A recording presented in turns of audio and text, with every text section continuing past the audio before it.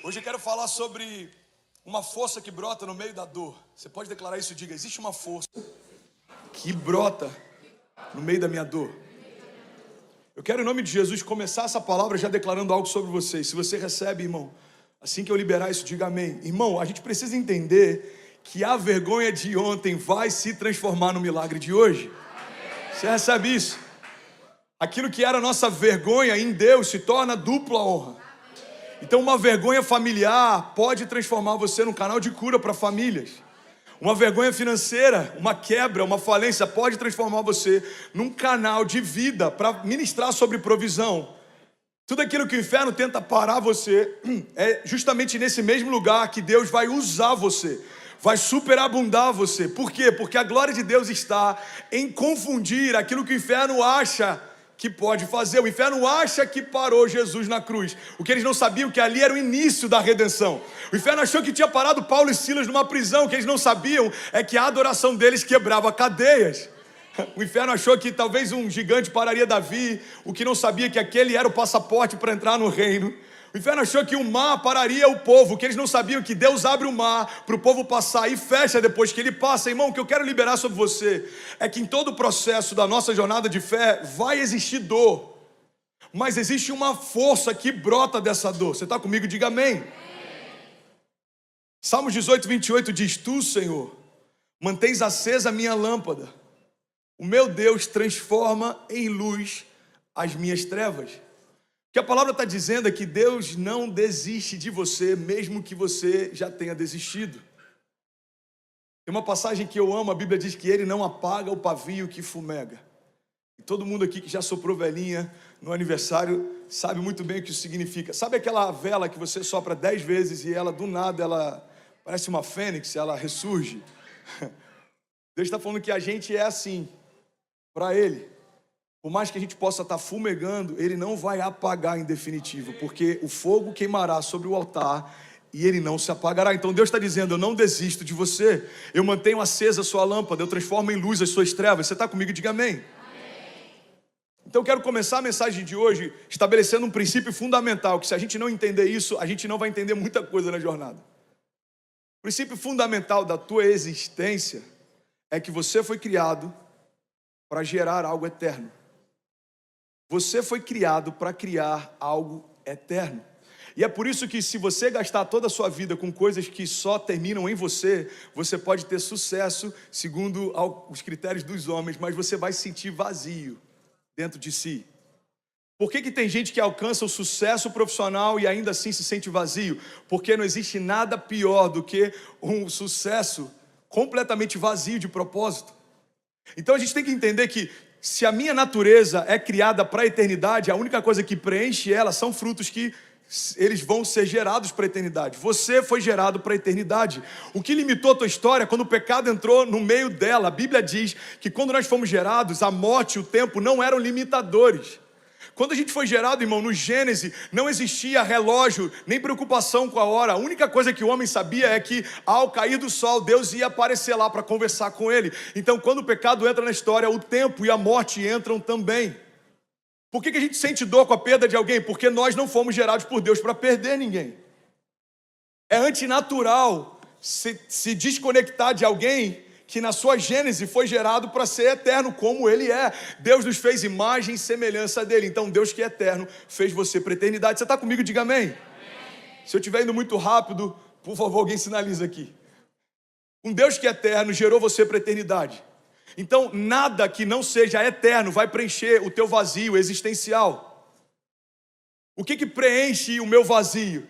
É entender que, a despeito daquilo que eu estou construindo para mim, existe algo que eu estou construindo para Ele. É saber que no final do dia o coração de Deus está alegre com a minha entrega. Hoje está sendo um desafio para mim pregar. Eu estou com falta de ar, eu estou me sentindo cansado. Eu falei para Deus: Deus, eu estou te oferecendo como se fosse a minha última ministração. E se for, recebe a minha oferta. Porque a nossa oferta tem que ser como um incenso, um perfume agradável. A gente está dizendo: Deus, eu estou entregando tudo que você me deu, porque eu só sou um mordomo. Tudo que eu tenho, você me deu, mas não é meu. Então eu administro e usufruo, mas não é meu, volta para Ele. O dom que você me deu, a unção que você me deu, a graça que você me deu, as portas que você abriu, as conexões, toda a liberalidade do céu para gerar em nós algo, deve ser apontado para Ele. Você está comigo? Diga amém. Você deve conhecer centenas de pessoas que tiveram sucesso aos olhos dos homens, mas ainda assim são vazios de Deus. Porque não tem nada pior do que um sucesso sem propósito.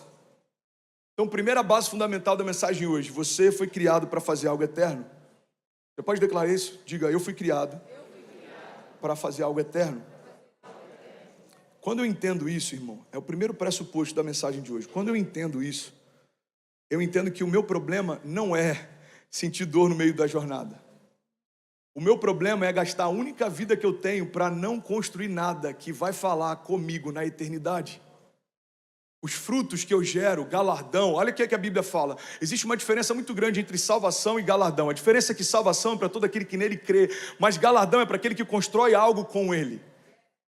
Então muitos de nós aqui seremos salvos, mas nem todos galardoados. Por quê? Porque o galardão é uma premiação para aqueles que construíram algo com Deus durante a sua história. Tem uma frase do Bill Johnson que eu amo, ele diz que se você fizer história com Deus, Deus fará história através de você. Davi falou: pai, vamos lá, irmão, me ajuda a pregar, eu quero pregar essa manhã.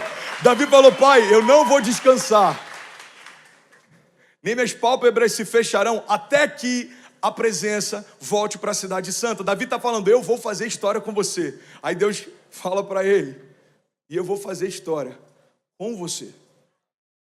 Nunca houve e nunca haverá em Israel um reinado como o seu. E olha que coisa louca, eu estive lá 2 anos atrás, e você sabe qual que é a bandeira de Israel até hoje? Existe uma estrela que a gente chama de estrela de Davi, porque a bandeira que simbolizava o reinado dele naquela época ainda é a bandeira que sinaliza o reinado dele até hoje. Deus fez uma promessa para ele: Davi, porque você está predisposto a fazer história comigo, eu vou fazer história a partir de você. Então quando eu entendo, peraí, a minha jornada, Deus está me chamando para construir algo para a eternidade. Então a dor não é mais um problema. O problema é viver uma vida sem propósito eterno. A dor não é um problema. O problema é viver algo vazio. A dor não é um problema, ela faz parte do processo. Irmão, a dor, a gente tem um doutor aqui, eu quase usei um termo bem rebruscado. Eu falo: a dor, ela é salutar. Alguém fala: uau, nunca ouvi isso. Nem sei por que brotou dentro de mim. Eu acho que você está me inspirando, Gui, a melhorar um pouco minha oratória. A dor, ela é saudável em vários momentos. A dor é o que faz com que você, se colocar a mão em algo que te queima, possa tirar logo em seguida. A dor é o que faz com que você tenha um pouco mais de bom senso em relação a não se expor a alguns riscos. Alguns homens fazem parte da exceção disso. Não sei se você já viu aqueles memes que dizem: é por isso que os homens morrem mais cedo. Você já viu algumas coisas, tipo pular de bicicleta de um telhado, ou tentar se jogar de jet ski numa piscina, mas tirando essas exceções, a dor é o que faz a gente evitar se expor a alguns riscos. Então a dor, ela é saudável se você souber usá-la como um servo seu. O problema é se a dor se tornar o seu senhor. A dor é um ótimo servo, mas ela é um péssimo mestre. Porque se a dor é quem começa a me liderar, eu só vou fazer aquilo que não dói. E aí eu não acesso a maturidade, porque eu preferi ficar numa zona de conforto. Vai doer o processo? Vai, então eu não quero. Vai doer o processo? Não, então eu não quero. O problema é que quando eu aborto o processo, eu aborto o milagre. Quando eu aborto o processo, eu aborto a promessa. Você quer medir o nível de maturidade de alguém? Avalie a quantidade de horas que essa pessoa faz o que não gostaria de fazer. Por que o casamento gera maturidade? Por que tem muitos meninos se casando e se separando com meses? Porque acharam que o casamento seria: eu faço o que eu quero e você faz o que você quer e isso vai dar certo. Não vai. O casamento é quando morre o eu e começa o nós. Então você precisa abrir mão de algumas vontades para fazer algo junto com o parceiro. É isso que separa meninos de homens no casamento, e é isso que separa meninos de homens no ministério. Você quer um exemplo claro? Jesus, irmão. Jesus chega a um ponto que ele fala: Pai, ele veio para a cruz, ele sabia da cruz, ele se preparou para a cruz. A cruz foi anunciada, não foi uma surpresa, ele sabia. Mas quando chega próximo da separação entre ele e Deus, ele fala: Pai, se possível for, afasta de mim esse cálice. mas todavia, e é essa continuação que não pode faltar na nossa entrega, mas todavia, seja feita a sua vontade, não a minha. Jesus ele teve que lidar com a dor para que a gente pudesse conhecer a redenção. Então entenda isso, a dor é um ótimo servo, ela serve você para que você seja cauteloso, mas ela é um péssimo mestre, porque ela vai definir quais são os seus limites e até onde você pode ir. Vamos ser sinceros, irmão, olha para mim, quantas coisas você teria deixado de viver se você tivesse parado quando algo começou a doer. Entre os halterofilistas tem um termo, no pain, no gain. Sem dor, sem ganho. Quem é pai aqui sabe muito bem do que eu vou falar agora. Os nossos filhos, quando estão crescendo, eles começam a enfrentar algo que a gente chama de dores de crescimento, growth pains. Eles começam a sentir dores, cãibras, a perna está alongando. A Cecília parece que cada dia que ela acorda tem 10 centímetros a mais, é algo sobrenatural. Só que o crescimento gera dor. Mas o que a gente aprende acompanhando o crescimento dos nossos filhos é que é muito melhor a dor do crescimento do que a dor da atrofia. Irmão, eu prefiro doer, sentir dor porque estou crescendo, do que sentir dor porque parei de crescer. Você está comigo? E aí, tudo bem? Você acabou agora de assistir um vídeo. Se você ainda não está inscrito, já se inscreve também no nosso canal, ativa esse sininho aqui embaixo de notificação e toda vez que eu fizer uma live ou estiver transmitindo uma mensagem ao vivo, você vai ser um dos primeiros a saber. Mas eu deixei mais 2 indicações aqui que eu espero que façam muito sentido para você. Então já aproveita e clica para assistir a próxima mensagem, beleza? Seja bem-vindo ao time de incendiários e eu espero de verdade que essas mensagens mudem a sua vida como elas têm mudado a minha também. Até a próxima. Valeu!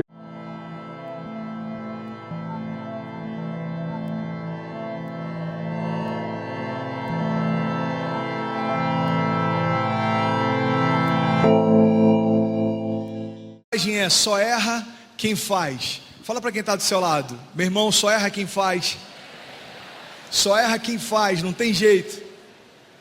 Mas na verdade o que eu quero com essa palavra não é te incentivar a continuar errando, mas é principalmente para que você entenda que mesmo quando você erra, Deus continua com os braços abertos para te receber de novo e tornar novas todas as coisas. Só erra quem faz diz respeito a uma geração que é apaixonada pelos sonhos de Deus, mas no meio do caminho enfrenta obstáculos, no meio do caminho às vezes a gente tropeça, no meio do caminho às vezes a gente se perde, mas eu vim nessa noite dizer que nada é capaz de te separar do amor de Deus. Então a gente não vai perder nenhum jovem para o inferno por nenhuma enganação que o pecado pode trazer sobre a tua mente. Sabe, eu já vi de perto pessoas que deixaram de se envolver com Deus, porque o pecado trouxe sobre si condenação e acusação. É normal a gente tropeçar no meio do caminho, é normal às vezes a gente ter instabilidade, é normal a gente pecar, isso é da nossa natureza. Existe um projeto de Deus que nasceu na cruz de Cristo, que faz com que aquilo que para o homem natural é normal, para o homem espiritual aconteça de vez em quando. E em todas essas vezes que acontecer, a gente tem da parte de Deus o perdão, a liberação e a salvação.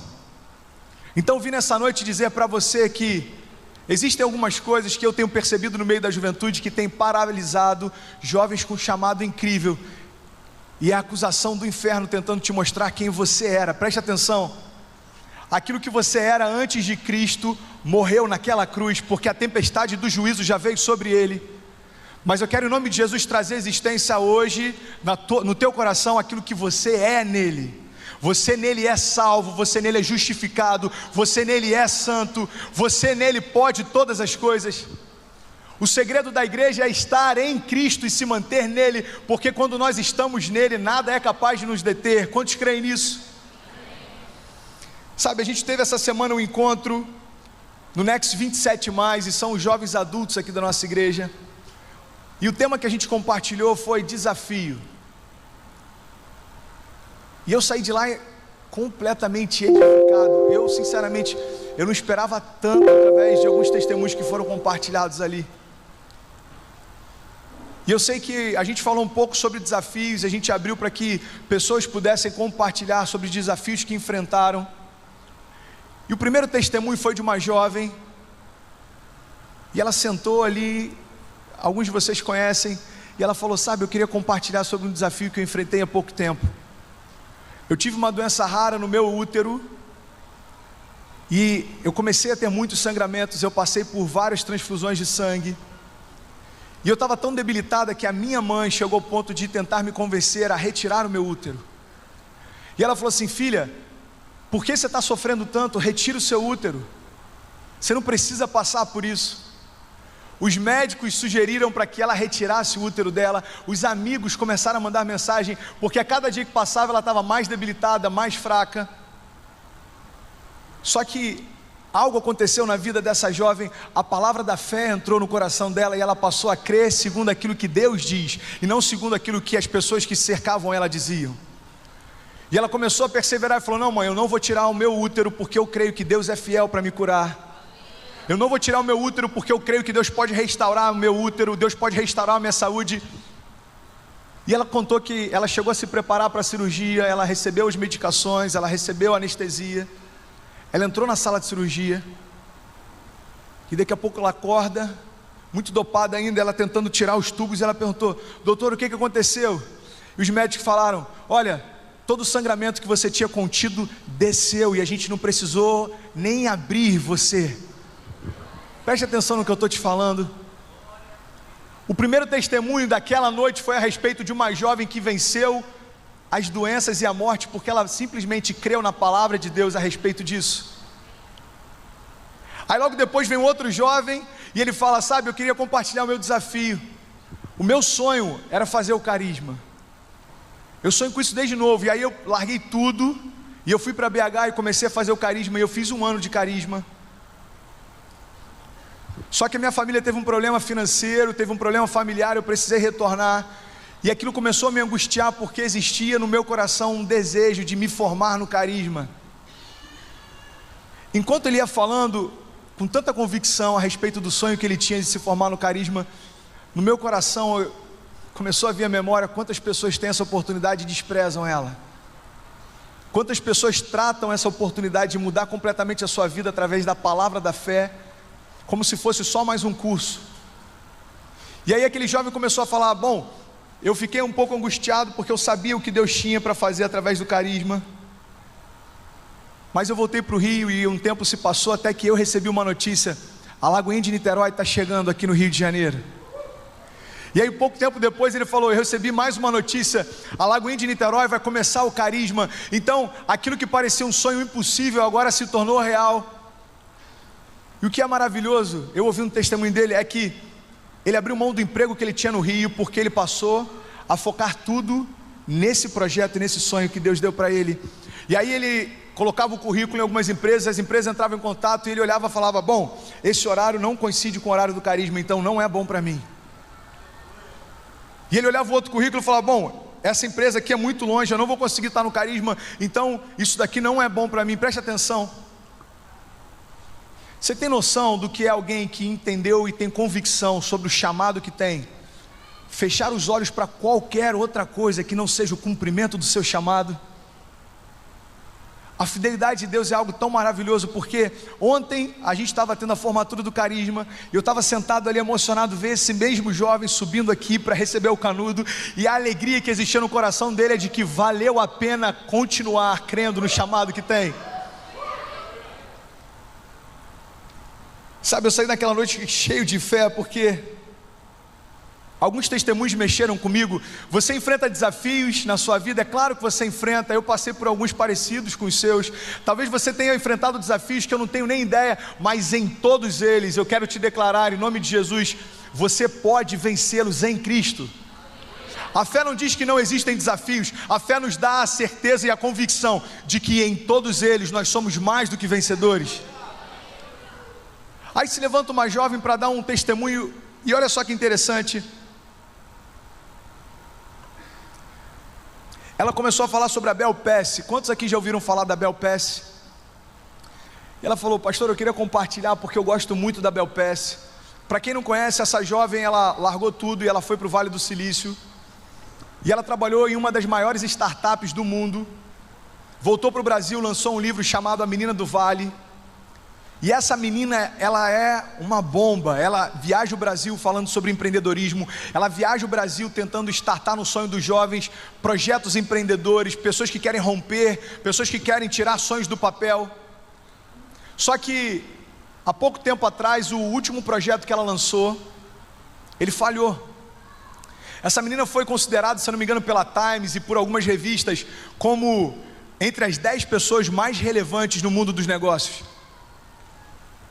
Só que no último empreendimento dela, ela falhou.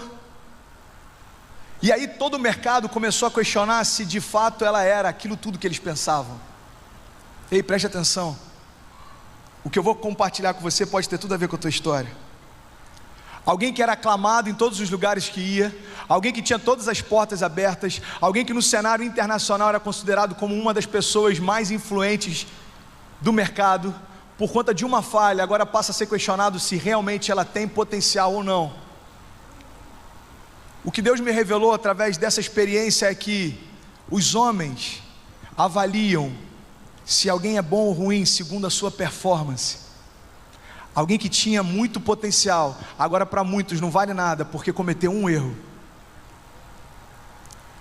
O problema é que na nossa caminhada cristã, muitas vezes a gente acaba olhando as coisas por essa perspectiva. E a gente pega pessoas que são frutíferas, são uma bênção, mas por conta de uma falha, a gente quer abrir mão de todo o histórico que eles têm, de tudo aquilo que eles frutificaram. Eu tive um caso interessante demais, porque alguns jovens me procuraram um tempo atrás no gabinete, para poder falar a respeito do pecado de um jovem especial. E eles falaram: pastor, esse jovem errou, a gente tem alguns testemunhos e a gente precisa que você faça alguma coisa. E eu falei: claro que eu vou fazer. Chamei esse jovem para perto, a gente cuidou dele, a gente passou a discipular ele, a gente passou a acompanhar ele. Só que o coração daqueles jovens que apontaram o erro dele começou a gerar uma revolta, porque eles acharam que na igreja a gente teria o mesmo perfil que o mundo tem. Se você cometeu algum erro, você não tem mais valor algum, você vai ser descartado. O Evangelho não descarta pessoas pelos erros que cometem, porque se o que nós temos de bom fosse ligado aos nossos erros, nós nem teríamos acesso à graça de Deus. A graça de Deus não diz respeito ao quanto você é bom, mas diz respeito ao quanto Cristo é bom. E eu comecei a analisar aquilo, eu falei: olha, é muito interessante, nós analisamos o outro segundo uma perspectiva de performance.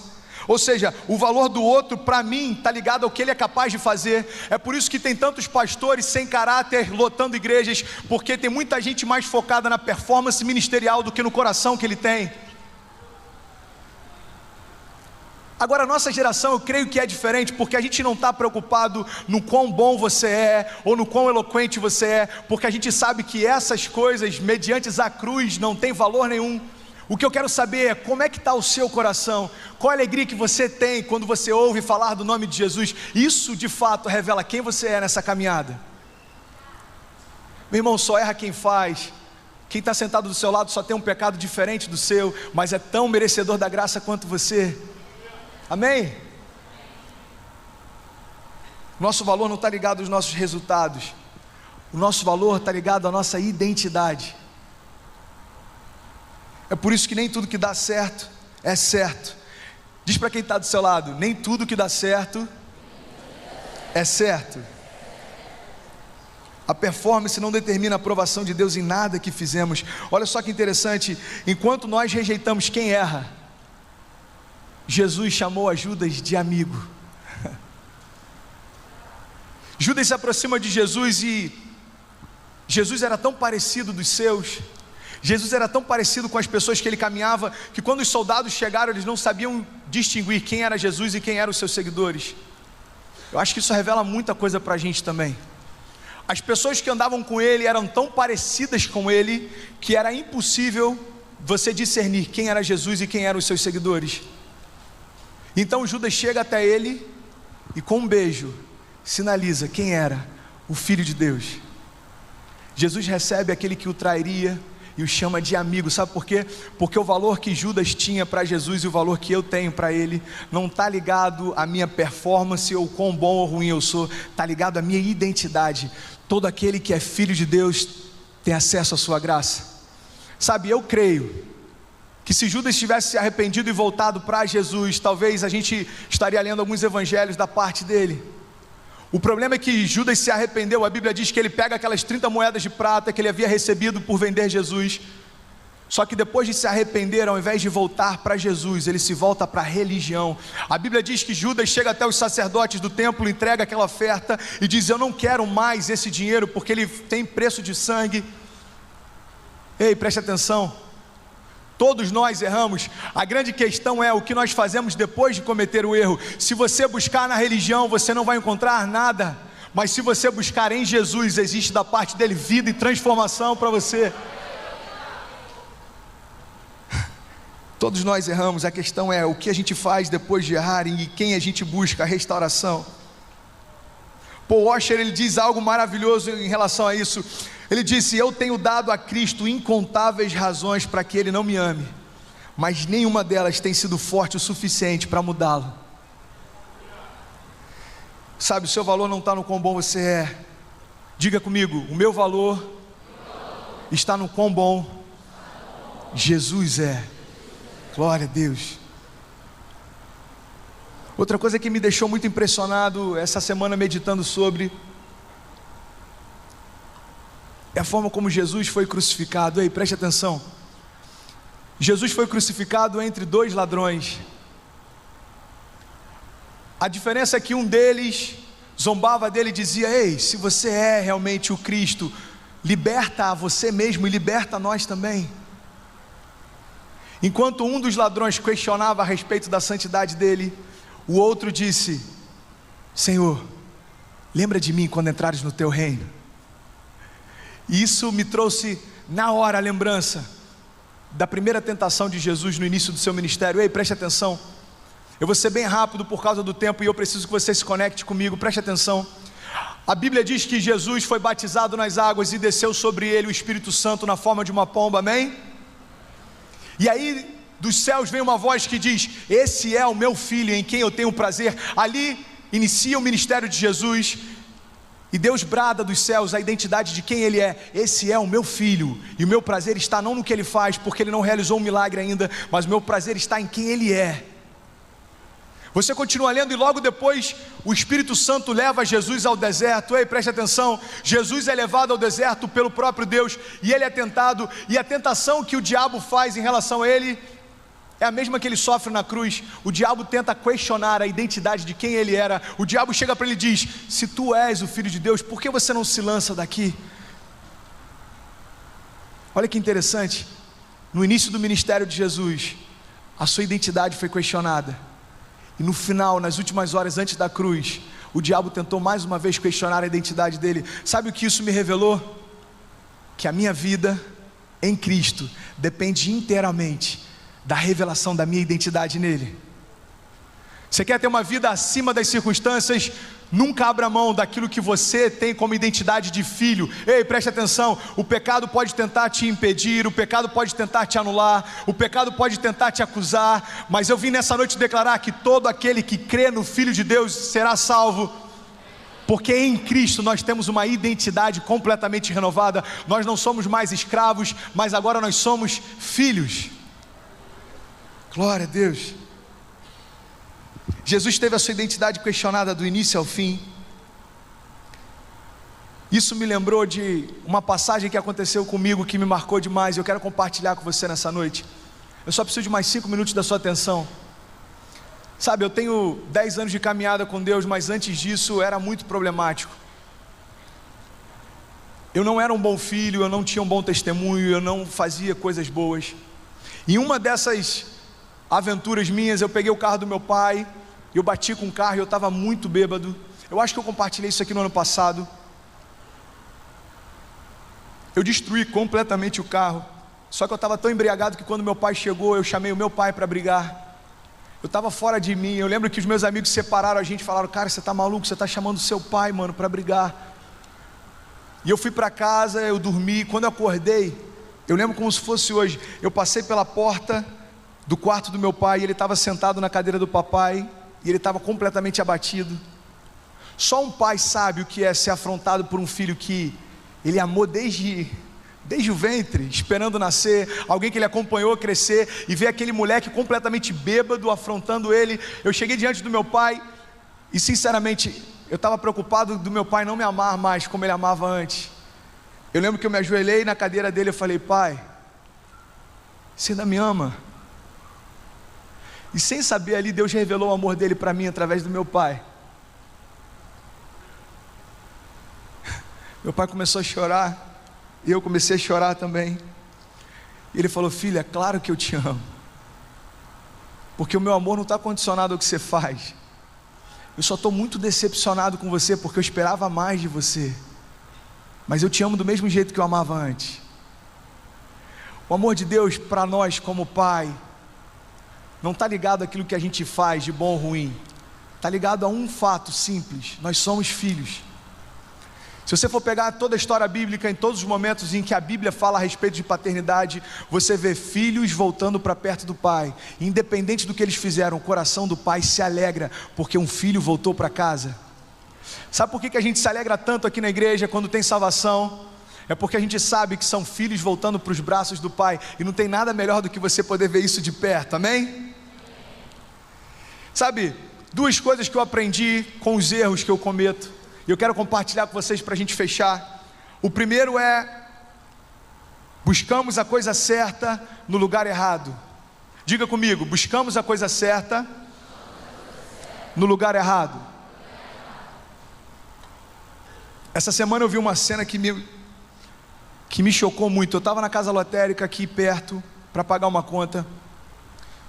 Eu estava na fila e daqui a pouco entrou um senhor bem arrumado, e ele foi até o lixo da casa lotérica, e ele estava muito eufórico. Ele começou a pegar uns papéis, e ele via alguns papéis que estavam marcados, ele ia guardando, e ele extremamente eufórico. E ali Deus falou algo muito forte comigo.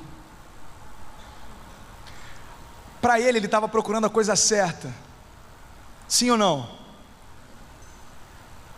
E eu fiquei olhando aquele homem eufórico, e eu falei: cara, que degradação. O cara tem toda a expectativa que a transformação dele e o futuro dele estejam ali. E Deus falou muito forte comigo: filho, alguns jovens têm se portado exatamente dessa forma, têm buscado a coisa certa no lixo, porque aquilo que Deus tem reservado para você não está no namoro que não tem a santidade de Deus nele. Ei, preste atenção. Não adianta buscar no teu namorado algo que só em Cristo você vai encontrar. Não adianta buscar no sexo fora do casamento algo que só em Cristo você vai encontrar.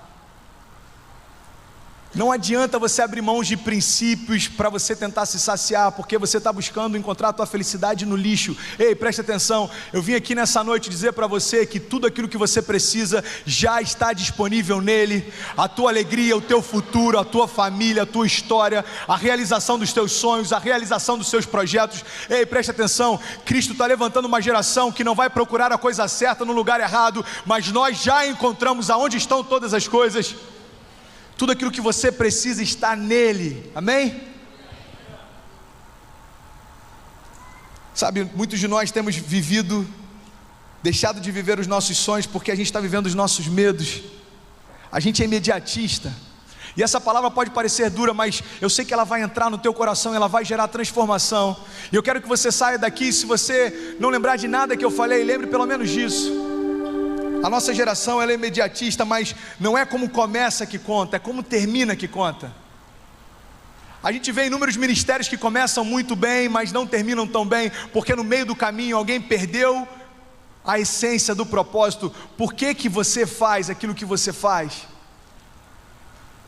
A constância, ela vale muito mais do que a empolgação, porque ela que mantém a gente firme no propósito. Ei, preste atenção, não adianta crescer rápido se não durar. Não adianta ser empolgado se não for constante. Não adianta ter talento se não tem caráter. Porque quando a gente abre mão daquilo que é imediato, a gente recebe aquilo que é eterno.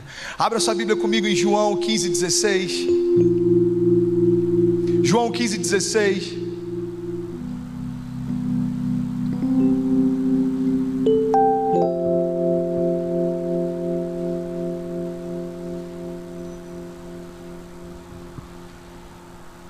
Todos acharam?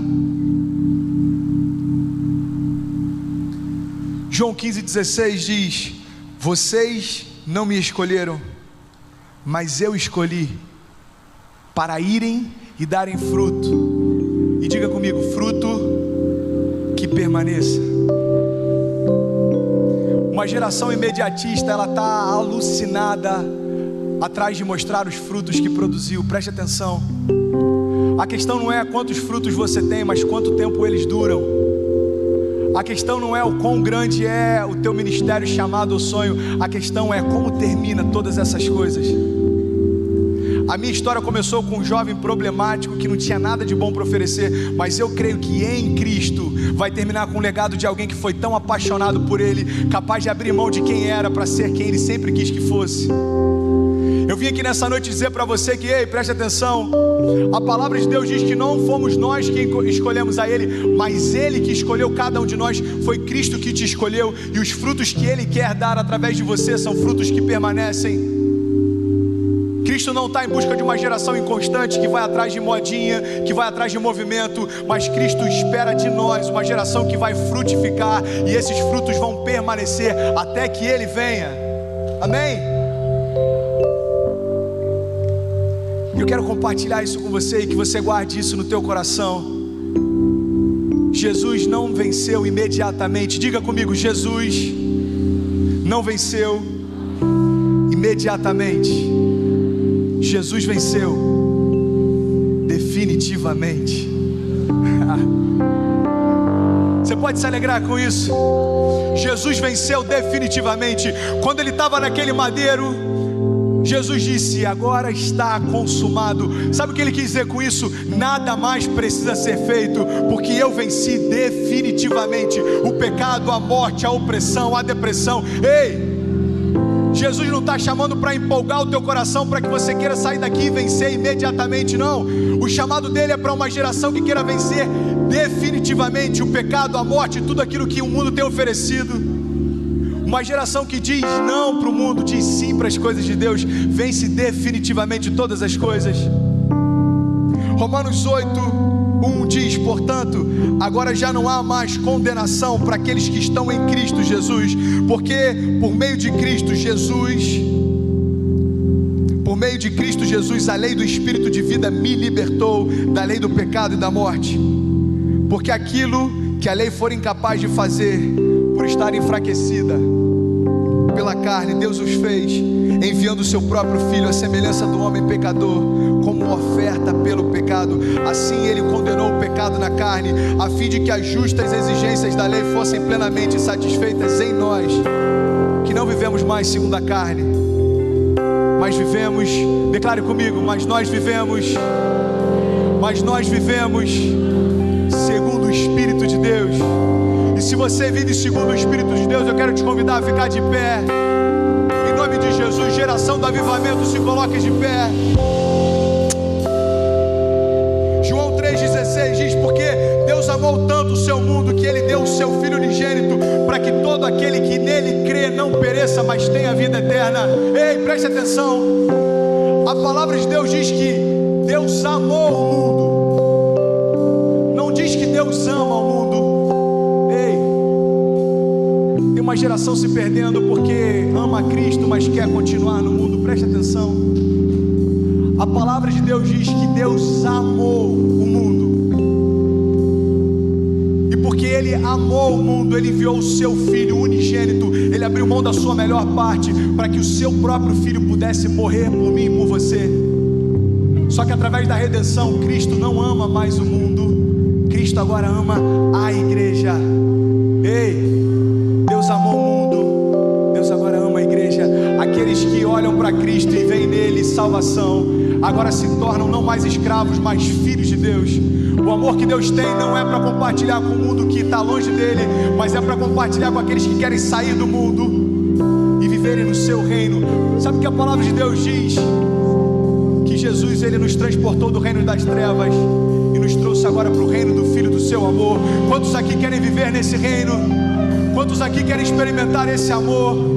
Então eu quero te convidar em nome de Jesus a dar o teu melhor em adoração, porque se Cristo nos libertou, verdadeiramente nós somos livres.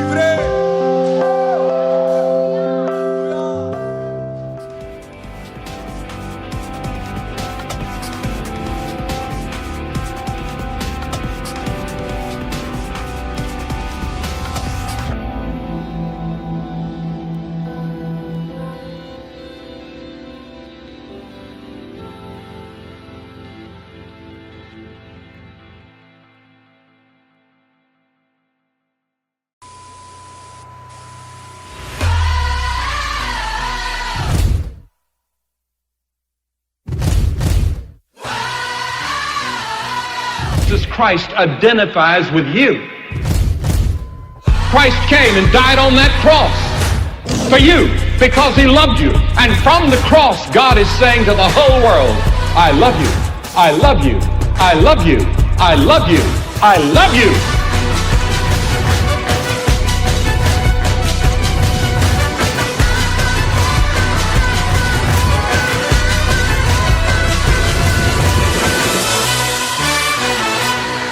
Para quem não me conhece, meu nome é André Fernandes, eu sou casado há 9 anos com a Kezinha. Sou pai da Ceci, que vai fazer 5 daqui a algumas semanas. E eu quero compartilhar com vocês uma palavra, e o tema dessa mensagem é Eu Sou a Lenda. Você pode repetir comigo e diga, Eu sou a lenda. Sabe, a primeira passagem que eu quero compartilhar com vocês está lá no livro de Salmos. Só acompanhe aqui que eu vou ler, por favor. Salmos 145, versículo 3 diz: Grande é o Senhor e digno de ser louvado. A sua grandeza não tem limites. Preste atenção nisso, olha que poderoso isso. E ele continua dizendo: E uma geração contará a outra a respeito da grandiosidade dos seus feitos. Alguém pode dizer glória a Deus por isso? E eles anunciarão os seus atos poderosos, e eles proclamarão o glorioso esplendor da sua majestade. E eu meditarei nas maravilhas que o Senhor faz. Alguém pode dizer glória a Deus por isso? Eu preciso que você reaja com essa palavra. Eu preciso que você guarde ela no teu coração. Preste atenção nisso. O pastor Tiago Bruno nesse vídeo compartilhou um estudo que eu achei interessante. A gente só guarda 13% de tudo aquilo que a gente ouve. Então, se você crê que Deus tem chaves para liberar sobre você hoje, se você crê que Deus tem segredos dos céus para liberar sobre você hoje, anota aquilo que Deus vai falar com você e medita nisso essa semana, amém? Eu quero compartilhar essa mensagem, é interessante porque no último Next que eu preguei aqui, no último Next Rio, eu falei sobre legado. E a mensagem que eu compartilhei, o tema dela era pelo que nós seremos lembrados. Sabe, eu lembro que a primeira citação que eu fiz, eu falei a respeito de um cara que foi um dos inventores da bomba atômica. E esse cara, por mais irônico que possa parecer, foi também o criador do Prêmio Nobel da Paz. Como que alguém que cria bomba atômica também tem um projeto para criar o Prêmio Nobel da Paz? É simples. Quando ele parou para avaliar o legado que ele deixaria na sua morte, ele passou a mudar completamente o que ele fazia em vida. Sabe, é interessante porque essa semana, quando eu estava meditando sobre que tipo de palavra eu compartilharia, eu estava queimando por falar sobre legado, porque todas as vezes que eu vejo uma juventude como essa reunida, arde no meu coração falar de legado e propósito. E aí do nada eu recebo uma notícia: Billy Graham morreu. Talvez o maior avivalista que a gente conheça nos tempos modernos, o maior avivalista da igreja moderna, morreu aos 99 anos. E uma coisa ecoou no meu coração na hora. E eu falei com os jovens que estavam perto, eu falei, cara, eu vou pregar essa semana sobre Eu Sou a Lenda. Vocês estão comigo? Diga amém. Sabe, eu quero compartilhar algumas coisas que eu aprendo através da vida do Billy Graham. Antes de a gente falar sobre essa palavra, eu fui buscar o significado do que de fato é uma lenda. Sabe, uma lenda ela é formada de fatos históricos que são tão extraordinários que elas ecoam por outras gerações. Uma lenda tem a ver com fatos extraordinários, incríveis, são maravilhas que acontecem, são tão poderosos que se perpetuam, ecoando de geração em geração. Agora, se você for ler outro significado de lenda, teve outro significado que me chamou a atenção. Existe um outro significado para a lenda que é o seguinte: um conto que não tem nada a ver, ou seja, que não condiz com a realidade. Tem pessoas que contam histórias e você fala, ah, cara, isso aí é uma lenda. Sabe o que eu acho interessante? Uma mesma palavra pode ter dois sentidos. E nessa noite, para alguns que estão tentando construir uma história com Deus, talvez essa mesma palavra possa ter dois sentidos também. Porque alguns aqui podem estar pautados em construir maravilhas através do poder que a palavra traz para a gente. E outros podem estar preocupados apenas em convencer a multidão a respeito do quão usados por Deus são. Sabe, alguns anos atrás, se não me engano, em 2015, uma das palavras que mais se utilizou, e ela foi escolhida como a palavra do ano em 2015, é uma palavra, é um termo chamado pós-verdade. Você sabe o que é pós-verdade? É uma mentira que, de tanto ser falada, acaba sendo assimilada pela multidão, como se fosse uma verdade também. Talvez a nossa geração, se não fosse a graça de Deus e a fome que eu tenho visto se estabelecendo com essa galera que está se levantando, poderia ser conhecida como a geração da pós-verdade. Compartilha nas redes sociais a respeito do que o Evangelho é capaz de fazer, mas nem sempre apresenta, através dos frutos, o que de fato o Evangelho fez para si. Você tem noção da quantidade de pessoas que postaram fotos falando do Billy Graham? Você tem noção da quantidade de feeds que, se você for andar um pouquinho para trás, não condizem com o que o Billy Graham fez? Sabe o que a gente está dizendo para todo mundo? Esse cara é o ícone da minha geração. Só que os feitos que a gente carrega através das nossas atitudes, se não combinam com os ícones que a gente diz que tem, o que a gente está dizendo para todo mundo são apenas pontos, quando a gente acha que são lendas. Vocês estão comigo, gente? Diga amém. Então eu quero compartilhar com vocês algumas coisas da história do Billy Graham que me chamam a atenção. Sabe, Billy Graham, se você não tem ideia de quem ele era, Billy Graham ele foi o conselheiro de todos os presidentes americanos, desde os anos 50 até Barack Obama. Desde 1948, se não me engano, foi o primeiro presidente que ele passou a aconselhar os presidentes. Eu vou fazer uma metáfora aqui: sentavam aos pés de Billy Graham para pedir conselhos em relação à nação. Você tem noção do poder disso, cara? Sabe o que eu acho maravilhoso? Presta atenção nisso. O último presidente que Billy Graham foi conselheiro direto foi o Bush filho. E aí quando chega no mandato seguinte do Barack Obama, ele já estava velho demais, ele não ia mais pessoalmente aconselhar o presidente. Sabe o que o Barack Obama fez? Assim que ele assumiu a presidência, ele pegou um carro e ele foi com uma comitiva presidencial até a casa do Billy Graham pedir conselhos e para que ele orasse a respeito do que ele faria. Ei, presta atenção nisso, cara. Você sabe o que a história do Billy Graham aponta? Aponta para uma coisa muito simples: se você permitir que eu faça em você tudo aquilo que eu desejo fazer, as nações sentarão aos seus pés para pedir conselhos. Você sabe qual a diferença de opinião para conselho? Eu falei sobre isso aqui alguns cultos atrás. Eu preguei acho que numa quinta-feira. A diferença é que opinião qualquer um dá, mas conselho só dá quem tem propriedade para isso. Você sabe o que a gente está criando através das redes sociais? Uma plataforma que dá voz para qualquer um. E o que acontece é que qualquer um tem opinião sobre o que a igreja deveria ou não fazer. Qualquer um tem opinião sobre como a nossa geração deveria ou não se portar. Porque opinião está aberta para qualquer um, mas conselho você precisa construir uma história de credibilidade com Deus. Sabe uma coisa que me chamou a atenção? Esse tentado mensurar quantas pessoas já ouviram as pregações do Billy Graham, só somando rádio, televisão e os estágios em que ele fazia as cruzadas evangelísticas, mais de 2,2 bilhões de pessoas ouviram o que aquele homem tinha para compartilhar. E a base de toda a pregação dele era João 3,16. Vocês estão comigo, gente? Pastor, o que chama a atenção na história do Billy Graham, ou do Billy, como disse o Raposo? Inúmeras coisas. E a primeira que eu quero compartilhar com vocês, eu sei que puder, anota esse nome de Jesus, é a diferença entre plataforma e chamado. Anota aí, plataforma versus chamado. Sabe, está muito claro para a gente que você não é o que você faz. Você pode repetir comigo e dizer: eu não sou o que eu faço. Eu não sei se você já percebeu isso, mas hoje à tarde eu estava meditando nessa palavra e uma coisa tão simples me chamou a atenção. Eu, pelo menos, nunca vi ou nunca li ninguém falando de Billy Graham como, por exemplo, o pastor Billy Graham. Em alguns casos até usavam o evangelista Billy Graham, mas você não via o apóstolo Billy Graham, o pastor Billy Graham. Simplesmente em todo mundo as pessoas falam Billy Graham. E isso me chamou a atenção, sabe por quê, Renan? Porque o propósito pelo qual ele se movia e o chamado que ele tinha estavam tão intrínsecos na sua identidade que falar de uma coisa ou de outra era falar de uma coisa só. Consagrado, a primeira dúvida que eu tive foi: coloca o pastor André Fernandes nas redes sociais? E aí algo dentro de mim falou assim: não, porque antes de ser consagrado eu já te conheci, independente do que você fazia.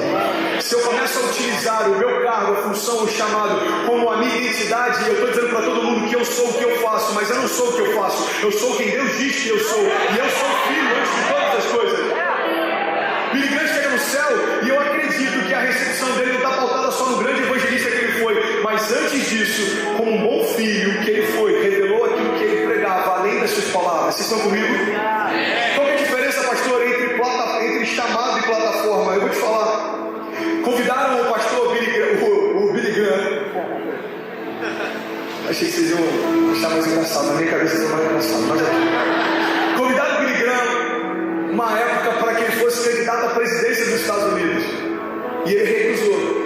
Então os repórteres foram em cima dele e falaram: Billy, por que você recusou ser candidato à presidência? As pesquisas dizem que você tem uma aceitação incrível com a população. Ele falou: porque eu jamais rebaixaria quem eu sou. percepção desse cara aqui. Olha só, não terminou não. Ele disse: eu jamais rebaixaria quem eu sou, de embaixador de um reino para presidente de uma só nação. Cara, você tem noção? Esse cara pregou o evangelho em mais de 180 países. Uma nação desejava tanto ter o que ele tinha, que queria ele como presidente. Ele falou: eu não posso limitar um lugar aqui, que Deus quer que eu faça em todos, em vários. Não tem limite, cara. Sabe, uma coisa que eu quero compartilhar com vocês em relação à diferença entre chamado e plataforma, é que eu vejo alguns jovens que ainda não deram o start do seu chamado, porque estão esperando o tempo de terem uma plataforma. Jovens que não começam a fazer o que deveriam fazer, porque estão esperando uma plataforma que dê um maior alcance para a sua voz. Deixa eu te falar uma coisa: o alcance que a tua voz tem é algo indiferente, se na verdade a tua voz não carregar nada de Deus nela. Você só está falando para mais pessoas algo que não tem poder para transformá-las. Sabe uma coisa que eu recebi demais na conversa com o Brunão do Morada, teve na nossa igreja, na Lagoinha Conference. A gente foi jantar lá na igreja depois e ele falou algo que me chamou a atenção. Ele falou: sabe, quando no meu espírito Deus confirmou que estava na hora da gente começar uma nova estação, e Ele daria para a gente alcance, notoriedade, daria para a gente relevância, eu chamei a minha banda e falei: olha, Jesus não tinha uma banda, Jesus tinha discípulos. Então eu quero que vocês não se vejam como músicos diante do que Deus vai fazer. Eu quero que vocês se vejam de acordo com o que Deus te vê. Eu não quero ter um bom baterista, eu quero ter um pastor que até toca bem bateria. Eu quero ter um evangelista que até toca bem a guitarra. Eu quero ter um apóstolo que manda muito bem no teclado. Mas antes daquilo que você faz, você precisa saber o que você foi chamado, e antes disso o que você é. Você sabe qual é a loucura de você desejar a plataforma antes de você se tornar algo? É que a plataforma, ela tem um poder especial, ela tem um superpoder. Você sabe qual é o superpoder da plataforma? Ela evidencia todas as coisas. E o problema de uma plataforma ser dada a alguém antes do tempo é que pode ficar evidente para todo mundo que você ainda não tem nada para dar. Uma plataforma como uma vitrine, é bom estar na vitrine, é maravilhoso. O problema é quando você tem sucesso em algo que Deus não aprova. O problema é quando você está falando para todo mundo algo que você não tem propriedade para compartilhar. Vocês estão comigo? Diga amém. Sabe, a plataforma gera exposição, cara. Tem uma passagem que eu acho incrível que fala sobre isso. Jesus, ele está andando no deserto, ele tem fome. E aí ele encontra uma figueira. Você já sabe essa história. Ele vai até a figueira, não encontra frutos nela, então amaldiçoa a figueira. E durante muito tempo eu tive crises com essa passagem, porque eu não entendia o porquê de Jesus ser tão mal com aquela figueira, porquê da falta de compreensão dele com aquela figueira. Até que eu fui entender um pouco o processo da figueira. Preste atenção nisso. Dentro da natureza da figueira, ela só passa a dar frutos quando antes ela passa a ter folhas. Você sabe por que Jesus está amaldiçoando a figueira? Porque ela está dizendo para todo mundo que ela tem para dar algo que na verdade ela não tem. Ela está se expondo, quando na verdade ela não carrega nada além daquilo que ela está expondo. Olha, eu tenho folhas, mas quando alguém se aproxima não tem fruto. Deixa eu te falar uma coisa: não importa o quão atraente a nossa geração possa ser nas redes sociais, quando as pessoas chegarem perto de nós, será que a gente tem algo de Deus para compartilhar para elas? Sabe outra coisa que me chamou a atenção? No velório do Billy Graham, o filho dele postou uma foto essa semana. Cara, aquilo eu achei maravilhoso. Levaram ele até uma capela, se não me engano, de uma instituição do Billy Graham. E tinha um púlpito parecido com esse, de madeira, tinha um microfone. E eles não retiraram para que o caixão dele fosse colocado. Você imagina o seguinte: acabou de chegar o caixão dele aqui, mantiveram a mesma estrutura e colocaram o caixão dele atrás. E aí o filho tirou uma foto mostrando o púlpito e o caixão de fundo. E ele postou o seguinte: o meu pai a vida inteira apontou para Jesus através do que fazia. Isso não vai mudar na sua morte. Até na sua morte as pessoas vão olhar para ele e vão ver alguém que prega além das suas palavras. Cara, isso é muito forte. Olha a declaração do filho de Billy Graham. Está no Instagram, depois entra lá. Franklin Graham, se eu não me engano. Olha só que lindo, cara. Ele disse assim a respeito do seu pai. Uau, eu quero que você diga isso a meu respeito também. Olha só. Billy Graham pregou sobre o céu, escreveu livros sobre o céu, e agora ele está no céu. A sua fé então se tornou vista. Você sabe o que ele está dizendo para todo mundo? Isso é um filho falando ao pai: o que o meu pai pregou a vida inteira agora se consumou, e todos podem ver que é real o que ele disse que é. Você sabe o que é mais frustrante? Alguém falar que Deus pode transformar, e no final da sua vida as pessoas terem acesso à sua intimidade e saberem que na verdade ele não experimentava de nenhuma transformação. São pessoas que falam para todo mundo do que Deus pode fazer, mas dentro de casa não experimentam isso. Sabe, a segunda chave que eu quero compartilhar com você. E se tem alguém recebendo isso, diga amém. É a diferença entre portfólio e legado. Se você puder, anota isso, por favor. Portfólio e legado.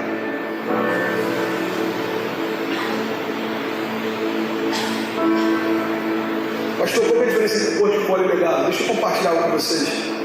Os heróis da fé e os homens de Deus, eles, para se tornarem lendas durante toda a história, se você for pegar as lendas da igreja moderna, se você for pegar os avivalistas das últimas décadas, se você for pegar os reformadores da Bíblia, sabe o que é interessante? Eles não construíram uma história pautada em reconhecimento, mas eles construíram uma história pautada em um propósito. Se você quiser anotar, guarda isso no teu coração, em nome de Jesus, presta atenção nisso. O perigo de vivermos em busca de reconhecimento é que podemos nos tornar conhecidos, mas construir uma história irrelevante. O problema da gente viver em busca de ser conhecido é que você pode até chegar lá, mas a tua história se tornar irrelevante. Pastor, como é que eu construo uma história relevante? É simples, é não se preocupando em expor o teu secreto, porque os frutos falam por si só. Preste atenção nisso, em nome de Jesus. Eu tenho que acelerar porque tem muita coisa para a gente compartilhar. Qual é a diferença entre um portfólio e um legado? É que um portfólio é quando a gente empacota tudo que Deus fez e tenta mostrar para todo mundo o quanto que a gente é bom. O legado é aquilo que as pessoas falam da gente quando a gente não está presente. O legado é aquilo que se arrasta nos lugares em que a gente não pôde ir. É a forma como as pessoas falam do que você tem vivido em Deus, mesmo sem você estar presente para ouvir. Sabe o que é legado? O legado é você olhar para trás e ver que o número de pessoas que você levantou é infinitamente maior do que você imaginava. É você olhar para trás e ver que o número de jovens que você engajou e hoje são pastores, pregam melhor do que você prega, cuidam melhor de outros do que você cuida, tem uma visão maior do que você tem. Isso é legado. Porque presta atenção nisso, toda geração tem como propósito estabelecer uma plataforma para a geração seguinte. Se a gente for ler a história da igreja, se a gente for ler desde o povo saindo do Egito, o que a gente percebe é o seguinte: Deus fazia maravilhas no meio do povo, eles construíram uma história incrível, relevante, e aí do nada uma geração se acomodava com o que Deus estava fazendo. Na geração seguinte ela se tornava cativa, e aí na próxima geração as pessoas lembravam: não, peraí, Deus já fez grandes coisas no nosso meio. E eles começavam a falar: não, peraí, cara, Deus já libertou o povo, Deus já fez isso, Deus já fez maravilha. Então uma geração se levantava, estabeleceu o novo de Deus, saía do meio do cativeiro e estabeleceu um tempo de paz, prosperidade e favor de Deus. Sabe qual é o problema? Tempos depois, alguma geração se esquecia que era Deus que fazia o que eles estavam vivendo, se tornava cativa de novo, até que uma nova geração se levantasse. Sabe, tudo que a gente está vendo aqui é porque uma geração antes da nossa estabeleceu bases para que a gente pudesse se mover. Agora, a grande pergunta da geração seguinte é: pelo que nós seremos lembrados? Pelo que você vai ser lembrado, pelo que a tua casa vai ser lembrada, pelo que o teu chamado vai ser lembrado. Não tem nada a ver com portfólio, mas tem a ver com legado. Sabe outra chave que eu quero compartilhar com vocês? Eu quero correr para a última parte dessa mensagem. A próxima chave que eu quero compartilhar é a diferença entre discurso e verdade. Se você puder, anota isso aí, por favor. Discurso versus verdade. Qual que é a diferença, pastor, entre discurso e verdade? A diferença entre discurso e a verdade são os frutos que você carrega. Vou citar dois homens aqui, e eu li algo do pastor Anderson Silva nessa semana que eu achei maravilhoso. Presta atenção nisso. Se a gente fizer um paralelo entre o Billy Graham e o Martin Luther King, foram dois caras incríveis. Eles mudaram a história, eles afetaram pessoas, eles afetaram uma geração, eles mudaram a forma como as pessoas se viam, se enxergavam, eles mudaram a cultura, a sociedade, a política. Eu estava lendo hoje que o Billy Graham, em uma das caminhadas que ele fez ao lado do Martin Luther King, naquela época ainda existia uma corda que separava os pastores brancos dos pastores negros, e o Billy Graham pessoalmente foi lá e ele retirou essa corda. Esses caras, eles mudaram a história porque eles quebraram barreiras, eles colocaram paradigmas por terra. Agora existe uma diferença entre o Billy Graham e o Luther King. A diferença, preste atenção nisso, o que conectava os dois é que ambos tinham ideias fortes, ambos mudaram a história, ambos tinham coisas relevantes para falar. A diferença é que aquilo que o Billy Graham viveu apontava integralmente para aquilo que ele pregava, mas o Martin Luther King não. Depois de algum tempo descobriram que ele era adúltero, tinha uma família fracassada e não vivia integralmente o evangelho que ele pregava. Você sabe qual é a diferença entre ambos? É que ambos tiveram relevância e construíram um legado. Ambos tinham ideias fortes, mas apenas um deles expressava integralmente as convicções que tinha. Martin Luther King, como disse nesse post do pastor Anderson Silva, se tornou um sucesso social, mas no fim da sua história não era nada mais do que um fracasso pessoal. Sabe, o pastor Felipe compartilhou algo essa semana que me edificou demais, cara. Ele falou o seguinte: de uma geração que adora se expor, os heróis se expõem. Cara, como eu tenho sido afetado por essa palavra, eu estou pregando para mim aqui hoje. Porque no intuito de alcançar mais pessoas, a gente expõe o que crê. No intuito de alcançar a nossa geração, a gente expõe o que prega. No intuito de alcançar a nossa geração, a gente expõe o que faz. E tem um determinado momento, cara, que é uma linha tão tênue que você precisa reavaliar. Por que eu faço o que eu faço? Será que eu estou fazendo no intuito de mostrar o que eu faço? Ou será que o que eu compartilho é só fruto do que eu vivo? Vocês estão comigo? Diga amém. E eu quero chegar no último ponto dessa mensagem. A gente vai fluir ainda com o Reborn, tem ainda algo de Deus para ser liberado. Eu quero orar com vocês no final. A gente vai receber coisas de Deus ainda. Se alguém crê nisso, diga amém. Mas a última coisa que eu quero compartilhar com vocês é sobre o secreto compartilhado. E esse é um ponto sensível da nossa geração. Preste atenção nisso, em nome de Jesus. Lucas 1:67 fala a respeito de Zacarias, o pai de João Batista, recebendo pelo Espírito Santo tudo aquilo que o seu filho seria. Preste atenção nisso. Lucas 1:67 diz: então seu pai, Zacarias, foi cheio do Espírito Santo e ele profetizou. Aí eu vou acelerar um pouquinho. Lucas 1:76, Zacarias começa a profetizar o que ele recebeu que o seu filho seria. Vocês estão entendendo? Diga amém. Ok? O Espírito Santo enche Zacarias e fala a respeito do que João Batista seria. Então nesse versículo que eu vou ler agora, Zacarias chega e começa a profetizar. Ele diz o seguinte: e você, menino, será chamado profeta do Altíssimo, pois irá diante do Senhor para lhe preparar o caminho e para dar ao seu povo o conhecimento da salvação, mediante o perdão dos seus pecados. E por causa das misericórdias do nosso Deus, pelas quais do alto nos visitará o sol nascente, para brilhar sobre aqueles que estão vivendo nas trevas e na sombra da morte. Ele está falando de Jesus, a luz do mundo. Ele diz: e você, menino, vai guiar os nossos pés no caminho da paz. E aqui que eu acho lindo, cara, presta atenção nisso, versículo 80 ele diz: e o menino crescia, se fortalecia no espírito, e ele viveu no deserto, até aparecer publicamente a Israel. Olha para mim, em nome de Jesus, guarda isso no teu coração. Um pai profetizando para o filho que os céus têm a dizer a respeito dele. Ele diz: olha, você vai ser libertador de um povo, você vai preparar o caminho para o Filho de Deus, você vai ser aquele que vai vir antes do Messias, você vai ser cheio do Espírito Santo. Ele está declarando todas essas coisas, mas ele diz algo a respeito do processo. Ele diz: olha, agora você vai permanecer no deserto, até que chegue o tempo de ser exposto publicamente. Sabe o que é deserto? Deserto não é só lugar de batalha e luta não, cara, mas deserto é uma escola. O que o pai está declarando para o filho de filho antes de se expor, se torne. Antes de falar sobre, seja. Antes de apontar o caminho, cara, viva tão intensamente que você crê que as pessoas vão chegar para você e vão acreditar que você é o próprio caminho. Você quer um exemplo claro disso? As pessoas iam em torno dele e falavam: cara, quem é você? Quem você diz que é? Você é Elias? Você é o Messias? Ele era tão parecido com Jesus que antes de ser revelado o Messias, as pessoas já acreditavam que ele poderia ser. Então pergunta: você é o Messias? Quem você diz que é? Ele diz: eu sou a voz que clama no deserto. Sabe o que eu quero compartilhar com você sobre o deserto compartilhado? Presta atenção nisso. Lucas 2:40 fala sobre Jesus. Olha que lindo isso, cara. Diz assim: e o menino crescia e se fortalecia. E o menino crescia e se fortalecia, enchendo-se de sabedoria, e a graça de Deus estava sobre ele. Sabe o que é maravilhoso? Presta atenção nesse paralelo. Lá em João, a passagem que a gente acabou de ler, João Batista está dizendo o seguinte: e o menino preparará o caminho. A gente lê um pouquinho depois a palavra falando sobre Jesus e diz: o menino crescia em graça, em sabedoria diante de Deus e do povo. Você sabe o que a palavra de Deus está dizendo para a gente?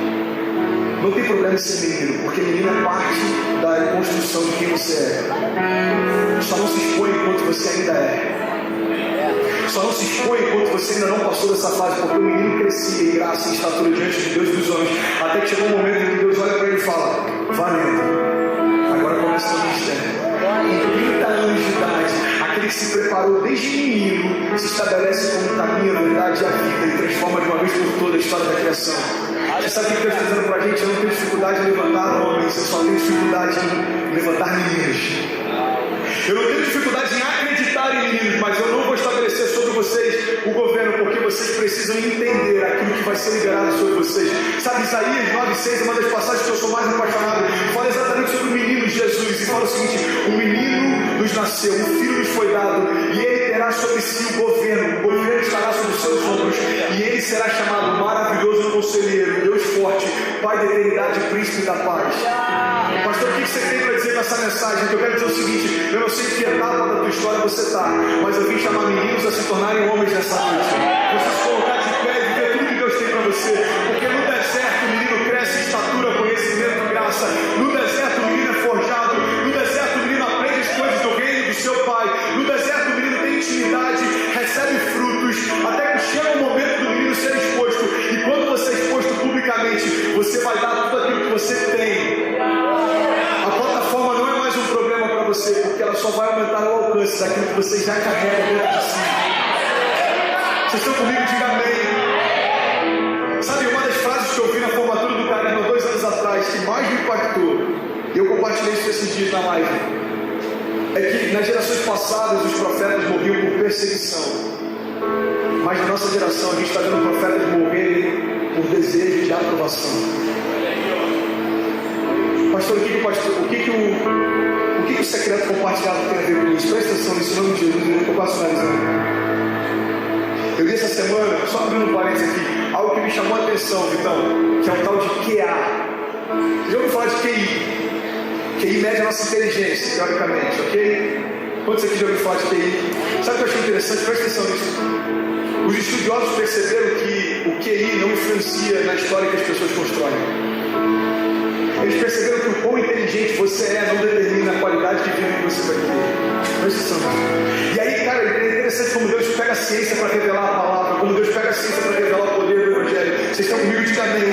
Presta atenção nisso, em nome de Jesus. Eu comecei a ler sobre algo chamado QA, que é o coeficiente de adversidade. Sabe o que eles perceberam, Vitão? Eles pegaram as pessoas que prosperam, as pessoas que são ícones de uma geração, as pessoas que mudam a história, as pessoas que estabelecem legado, as pessoas que são diferentes no meio da multidão. E eles perceberam que o nível de QI deles é irrelevante, tanto faz. Mas o nível de QA não. Porque não importa o quão inteligente você é, mas como você se porta em meio às estações e às adversidades. Pastor, o que isso tem a ver com a minha geração? Vou te explicar, cara. Uma geração apática de fé será uma geração apática de milagres também. Presta atenção nisso, em nome de Jesus.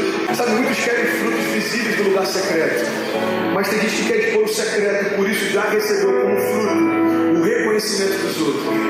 Presta atenção, olha para mim, vai ser libertador isso. Para mim foi.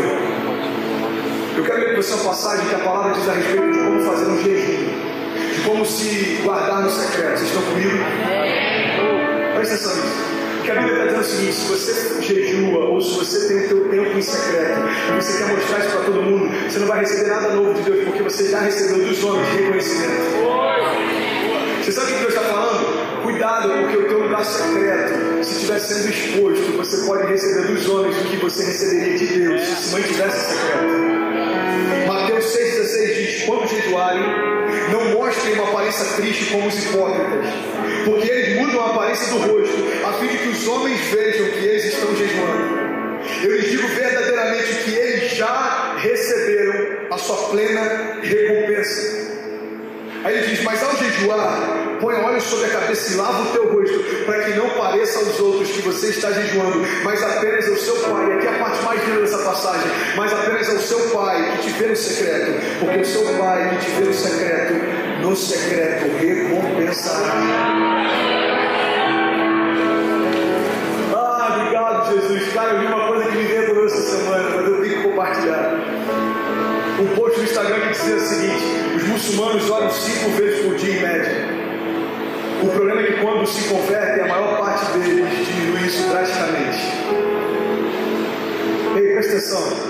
A gente quer ser a geração do avivamento, ok? Então a gente só precisa experimentar antes o alinhamento. Como que os céus saíram para a terra quando a gente para de ouvir as opiniões do nosso redor e começa a ouvir o que Deus tem a nosso redor?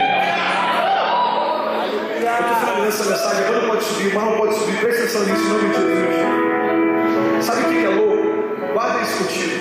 A nossa geração tem visto quem valoriza o lugar secreto como um diferencial. Você já percebeu? as maiores referências da nossa geração são aqueles que falam sobre o lugar secreto. E a gente está vendo isso como um diferencial. Na verdade, a gente está tão pobre no secreto que a gente está tornando como especial algo que sempre foi essencial.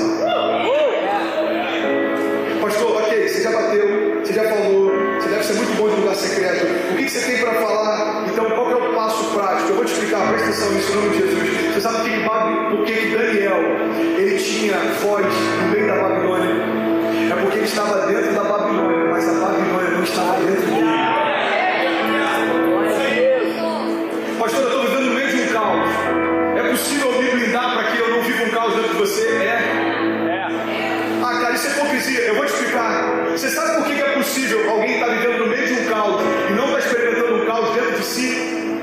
Porque também é possível alguém estar vivendo em meio à presença e não experimentar a presença de Deus dentro de si. A palavra de Deus diz que a presença de Deus está em todos os lugares, mas ela não se manifesta em todos eles.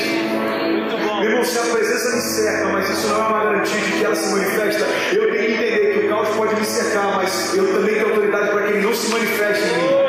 É por isso que Daniel está no meio da Babilônia, mas por que ele tinha voz diante das autoridades e do rei? Porque a Babilônia não estava dentro dele, o que movia ele era um reino diferente. Eu estou aqui, mas eu sou estrangeiro, os princípios que me movem não são dessa terra, então as preocupações que eu tenho não são também. Vocês estão comigo? Diga amém. Sabe, eu quero finalizar compartilhando com vocês uma passagem que está lá em Mateus 17. Preste atenção nisso.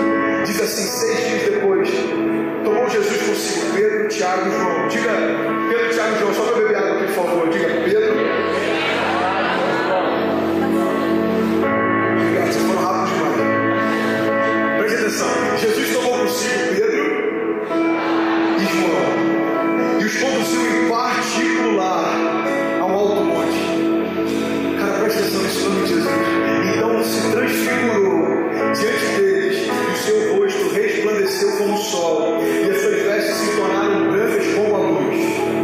Então apareceu diante deles Moisés e Elias, falando com eles. Então Pedro, tomando a palavra, na versão NVI está um pouco diferente, mas na versão Almeida, tem algo que o Bernardo compartilhou comigo, eu achei tão poderoso. Presta atenção nisso. A palavra de Deus diz que Pedro, Tiago e João foram levados por Jesus até o monte, e diante do monte se transfigura diante deles Elias e Moisés. Cara, tem algo absurdo acontecendo. O sobrenatural de Deus